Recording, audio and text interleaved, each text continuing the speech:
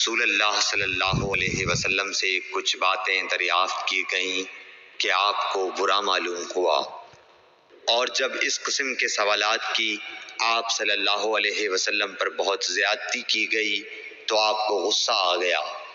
پھر آپ نے لوگوں سے فرمایا، اچھا اب مجھ سے جو چاہو پوچھو۔ تو ایک شخص نے دریافت کیا کہ میرا باپ کون ہے؟ آپ نے فرمایا، تیرا باپ حذیفہ ہے۔ پھر دوسرا آدمی کھڑا ہوا اور اس نے پوچھا کہ یا رسول اللہ میرا باپ کون ہے؟ آپ نے فرمایا کہ تیرا باپ سالم شیبہ کا آزاد کردہ غلام ہے۔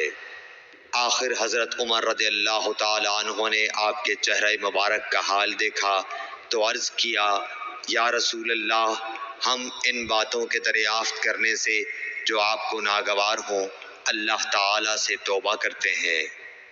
صحیح بخاری حدیث نمبر 92۔